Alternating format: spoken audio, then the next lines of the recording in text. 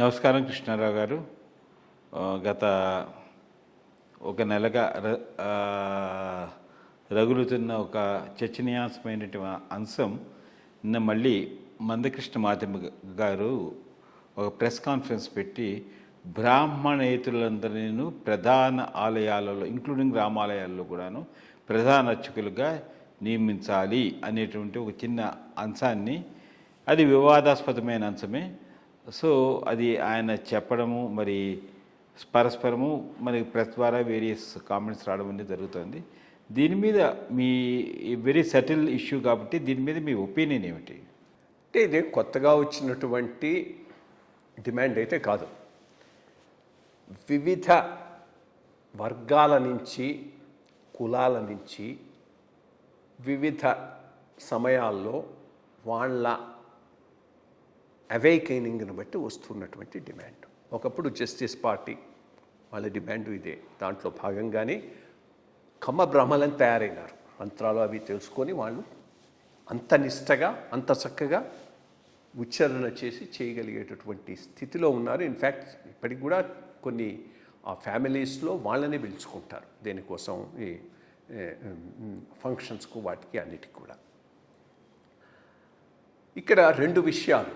మొట్టమొదటి విషయం, యాక్చువల్గా ఇది ఎన్టీ రామారావు గారు ఈ దేవాదాయ ధర్మాదాయ చట్టాన్ని కొత్తది తీసుకొచ్చి హెరిడిటరీ ప్రిన్సిపల్ తీసేసినప్పుడు ఆయన అడిషనల్ కమిషనర్ సూర్యారావు అని ఉండేవాడు ఎండోమెంట్స్ డిపార్ట్మెంట్లో. ఆయన నాతో అన్న మాట ఏంటంటే, ఇవన్నీ సరే కానీ కృష్ణారావు గారు, చేసేవాడు ఎవడున్నాడు, ఇప్పుడు ఉన్నవాళ్లే సరిగ్గా చేయటం లేదు, కొత్తవాడు దీనికి రావటానికి తయారై ఉన్నవాడు ఎవడైనా ఉన్నాడా అని అడిగాడు ఆయన. And his answer is no. అంటే అంత సులభం కాదు ఇది, బయట ఉన్న వాళ్ళు అనుకుంటున్నంత సులభమైన ప్రక్రియ కాదు. Lot of work is there. Untimely అవర్స్లో చేసేటటువంటి పని ఉంది. రెమ్యూనరేషన్ కూడా ఏం పెద్దగా ఉండేటటువంటిది కాదు. కాబట్టి ఎవరు వస్తారనేది అది పెట్టిన క్వశ్చన్. ఇన్ఫ్యాక్ట్ ఆ క్వశ్చన్ రివర్స్లో కూడా ఆన్సర్ అవుతున్నది. ఉండేవాళ్ళు కూడా తగ్గిపోతున్నారు. ఇప్పుడు ఆ అర్చక కమ్యూనిటీలో దానిని అంటిపెట్టుకొని ఉండేవాళ్ళు కూడా చాలా తగ్గిపోతున్నారు. ఎవరైనా ఉన్నారంటే ఫ్యామిలీ ట్రెడిషను, ఆ గుడితో ఉన్న అనుబంధం, తరతరాల అనుబంధాన్ని తెంచుకొని బయటపడలేకుండా ఉన్నవాళ్ళు, కానీ అదేం రెమ్యూనరేటివ్గా ఉండి ఉన్నవాళ్ళైతే చాలా తక్కువ మంది ఉన్నారు. ఒకటి, ఈ సిస్టంలో ఉన్న పెద్ద అడ్వాంటేజ్ ఏంటంటే, నువ్వు చిన్నపిల్లవాడిగా ఉన్నప్పటి నుంచి తండ్రితో పాటు పోవటం, దీనికి అంతా అలవాటు పడిపోవటం ఒక ఇది. రెండోది, సొసైటీ యాక్సెప్ట్ చేసిన సిస్టమ్ ఒకటి రన్ అవుతున్నది. ఇప్పుడు ఇది ఉండాలా లేదా అనేది నేను డిసైడ్ చేసేది కాదు, ఒక మందకృష్ణ మాదిగ డిసైడ్ చేసేది కాదు. ఓవరాల్ హిందూ సమాజం ఏం కావాలనుకుంటుందో అది జరిగితే బెస్ట్. వాళ్ళు తీసేయాలనుకుంటే తీసేయచ్చు. రెండోది, లీగల్గా నాకు తెలిసి సుప్రీంకోర్టు జడ్జిమెంట్లో ఇది ఇట్లాగే కంటిన్యూ కావాలని ఒక జడ్జిమెంట్ ఉంది. ఆ జడ్జిమెంటు ఓవర్ రైడ్ కాంది సిస్టమ్ అట్లాగే లీగల్గా కంటిన్యూ అవుతుంది. సొసైటల్గా ఉండాలా లేదా అనేది సొసైటీ నిర్ణయించుకోవాల్సిన విషయం. మూడోది, అందరూ బ్రాహ్మణులే ఉన్నారు అర్చకులుగా అనేది కూడా తప్పు. చాలా మెజారిటీ నెంబర్ ఆఫ్ టెంపుల్స్లో అన్ని రకాల వాళ్ళు, అన్ని కులాల వాళ్ళు అర్చకులుగా ఉన్నారు. కొన్ని చోట్ల, ఇన్ఫ్యాక్ట్ శ్రీశైలం ఎక్సలెంట్ ఎగ్జాంపుల్. అమ్మవారి దగ్గర బ్రాహ్మలు, అయ్యవారి దగ్గర లింగాయతులు. ఇక్కడ లింగాయతులు అక్కడ బ్రాహ్మలు చేయరు, అలవు చేయరు, వాళ్ళే చేసుకుంటూ ఉంటారు. అట్లాగే ఇంకా చాలా లింగాయత్ కమ్యూనిటీలో చాలా ఎక్కువ శివాలయాల్లో మీరు లింగాయత్తులను చాలామందిని చూస్తాం అనుకోండి, శివార్చకుల కింద. దెన్ ఇన్ఫ్యాక్ట్ శివాలయాల్లో అర్చకులు వైదిక స్మార్త బ్రాహ్మణులకు డిఫరెన్స్ ఉంది. వాళ్ళిద్దరూ ఒకటిగా ఉండరు, వీళ్ళు వేరేగా ఉంటారు, వాళ్ళు వేరేగా ఉంటారు.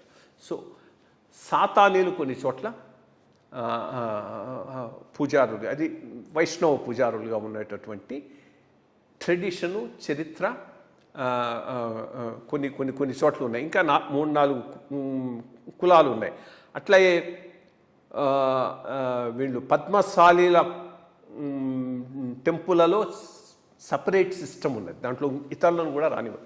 సో ఇది చాలా హైలీ కాంప్లికేటెడ్ డీసెంట్రలైజ్డ్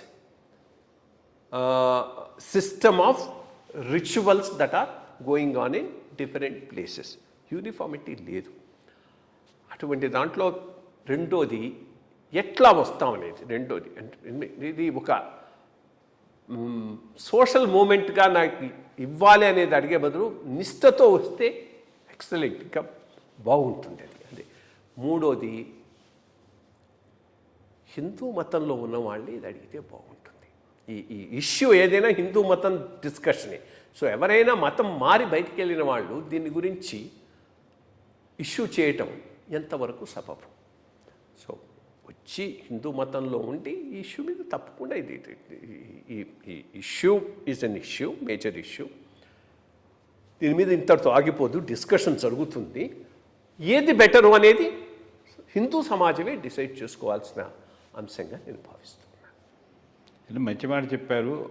మీరు చెప్పిన దాంట్లో ఒక చిన్నది బాగా నాకు వంట పెట్టింది అంటే, చిన్నప్పటి నుంచి బాల్యం నుంచి ఇవన్నీ నేర్చుకుని వేదాలు వల్లించి నిబద్ధతను నిష్ఠతోనూ కూతుని చేసుకుని వస్తే మీరు చెప్పినట్టు ఎవరినైనా చేసుకోవచ్చు. బట్ దానికే చాలా టైం పడుతుంది.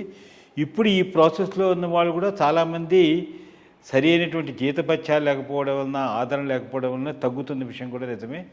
సరే, మీరు చెప్పినట్టు కాలమే, హిందూ సమాజమే దీన్ని నిర్ణయించాలి. మంచి మాట చెప్పారు. నమస్కారం.